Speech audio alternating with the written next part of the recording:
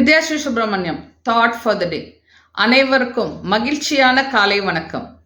சூழ்நிலை கேட்க வேண்டிய கேள்வியை கேட்காமலே சில நேரங்களில் பதுக்கி வைத்துக் கொள்வது பயத்தினால் அல்ல, பாசத்தின் மிகுதியால். இனிய வணக்கம். இது தினேஷ் லண்டன் அனுப்பிச்சாங்க. தேங்க்யூ தினேஷ். இது கிராமத்தில் நடந்த ஒரு கதை.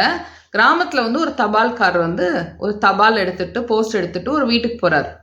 வீட்டுக்கு போய் கதவை தட்டி, போஸ்ட் வாங்க வாங்கிக்கோங்க அப்படின்னு சொன்னோடனே உள்ளேருந்து ஒரு குரல், கொஞ்சம் வெயிட் பண்ணுங்க வரேன் அப்படின்னு சொல்லிட்டு ஒரு சத்தம் வந்திருக்கு. அப்புறம் கொஞ்சம் நேரம் வெயிட் பண்ணியிருக்காரு. யாருமே வரல. அப்புறம் இவர் இன்னொரு தடவை கதவை தட்டியிருக்காரு.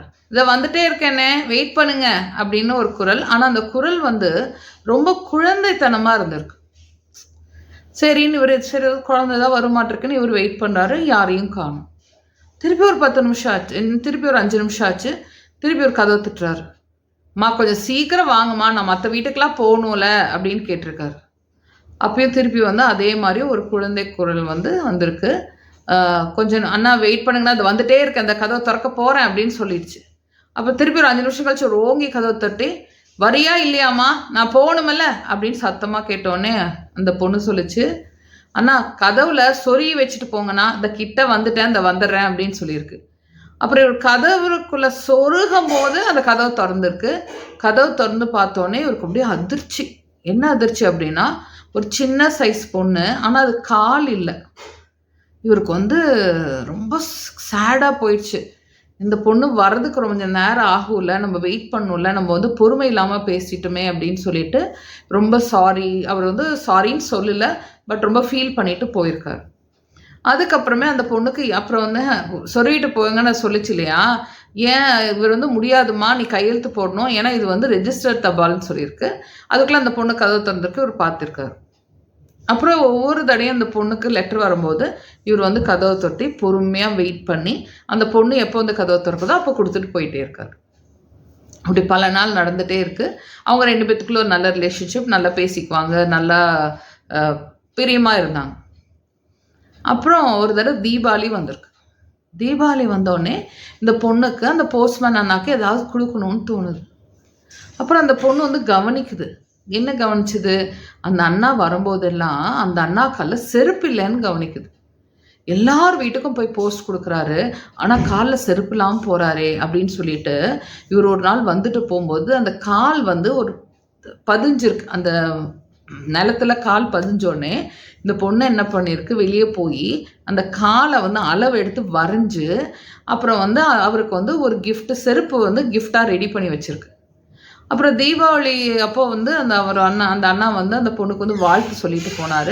வாழ்த்து சொல்லிட்டு போகும்போது இந்த பொண்ணு என்ன பண்ணியிருக்க, ஒரு பாக்ஸ் கொடுத்து, அண்ணா இது எனக்கு உங்களுக்கு நான் ரெடி பண்ண தீபாவளி கிஃப்ட்டுங்கண்ணா, நீங்கள் வீட்டில் போய் ஓப்பன் பண்ணி பாருங்கள் அப்படின்னோடனே இவர், அதெல்லாம் வேண்டாம் குட்டி, அதெல்லாம் எனக்கு வேண்டாமா அப்படின்னு சொன்னேன். இல்லைண்ணா, நான் பிரியமாக தானே கொடுக்குறேன், கண்டிப்பாக இந்த கிஃப்ட்டை நீங்கள் வாங்கிக்கணும் அப்படின்னு சொன்னோன்னே அவரும் சரின்னு சொல்லிட்டு வாங்கிட்டு போகிறார். வாங்கிட்டு போயிட்டு அப்புறம் எல்லா வேலையெல்லாம் முடிச்சுட்டு வீட்டில் போய் திறந்து பார்த்தா அதுக்குள்ளே ஒரு செருப்பு இருந்திருக்கு. செருப்பு இருந்தோடனே இவர் பயங்கரமாக ஷாக் ஆகி அப்படியே ரொம்ப டென்ஷன் ஆகிட்டார்.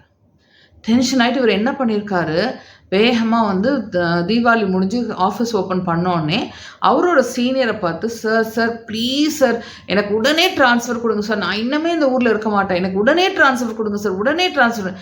ஏன்பா என்னப்பா அவசரம், என்னப்பா ஆச்சு? இல்லை சார் நீங்கள் எனக்கு ட்ரான்ஸ்ஃபர் கொடுங்க, நான் இன்னமே இந்த ஊரில் இருக்க மாட்டேன், எனக்கு ட்ரான்ஸ்ஃபர் கொடுங்க நச்சு பண்ணுறாரு. அப்புறம் என்னப்பா என்ன பிரச்சனை அப்படின்னு கேட்டோடனே அவர் சொல்கிறாரு, சார் நான் ஒரு வீட்டுக்கு போனேன், தபால் கொடுக்க போனேன், ரொம்ப நேரம் கழிச்சு அந்த பொண்ணு வந்துச்சு. அந்த பொண்ணு பார்த்தா அந்த பொண்ணுக்கு கால் இல்லை. அப்புறமே எப்போ அவங்க வீட்டுக்கு பண்ணல பொறுமையாக கொடுத்துட்டு தான் இருந்தேன் சார், எங்களுக்குள்ள நல்ல ரிலேஷன்ஷிப், நாங்கள் நல்ல பிரியமாக பேசிக்குவோம். தீபாவளி அப்போ அந்த பொண்ணு ஒரு கிஃப்ட் கொடுத்துச்சு சார். என்ன கிஃப்ட் தெரியுமா சார், எனக்கு ஒரு செருப்பு இல்லை, என் காலில் நான் செருப்பு போடலன்னு அது கவனிச்சுட்டு எனக்கு ஒரு செருப்பு கிஃப்டாக கொடுத்துச்சு சார்.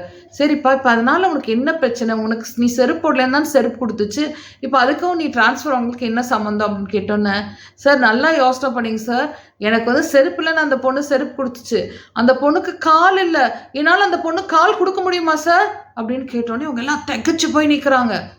என்னப்பா சொல்ற அப்படின்னோடனே, சார் நான் அந்த பொண்ணு வந்து எனக்கு என்ன இல்லைன்னு கவனிச்சு ரொம்ப பிரியமா அண்ணான்னு சொல்லிட்டு எனக்கு வந்து ஒரு செருப்பு வந்து ரெடி பண்ணி கொடுத்துருக்கு சார். நாளைக்கு அந்த பொண்ணை ஒவ்வொரு தடவையும் கால் இல்லாம நான் பார்க்கும்போது என்னால அந்த கால் அந்த பொண்ணுக்கு ரெடி பண்ண குடுக்க முடியலையேன்னு நான் ஒவ்வொரு தடவையும் ரொம்ப கில்ட்டி கான்ஷியஸா ரொம்ப கஷ்டப்படுவேன் சார். என்னால இத ஃபேஸ் பண்ண முடியாது. எனக்கு வந்து கண்டிப்பா ட்ரான்ஸ்ஃபர் குடுங்கன்னு சொல்லிட்டு, அப்புறம் அவங்களுக்கு புரிஞ்சிருச்சு. இவர் ரொம்ப கஷ்டத்துல இருக்காருன்னு புரிஞ்சுட்டு, அவருக்கு வந்து ட்ரான்ஸ்ஃபர் ஏற்பாடு பண்றாங்க. எனக்கும் இந்த ஸ்டோரிய படிச்சு ஒரு மாரி ரொம்ப நெகிழ்ச்சியா இருந்துச்சு. ஒரு சிறுமி வந்து எப்படி வந்து அவங்களுக்கு என்ன இல்லையோ கவனிச்சு ஒரு கிஃப்ட்டா குடுக்குது. இவர் வந்து அது பிரதிபலிப்பா அந்த பொண்ணுக்கு இல்லாத தன்னால குடுக்க முடியலையேன்னு எவ்வளோ ஸ்ட்ரெஸ்ஃபுல்லா இருக்காரு. அதே தான் ஃப்ரெண்ட்ஸ். நம்ம வந்து யாருக்காச்சும் குடுக்கணும்னு நெனைச்சோம் அப்படின்னா, அவங்களுக்கு என்ன இல்லையோ குடுக்கணும். குடுக்க முடிஞ்சத குடுக்கணும்.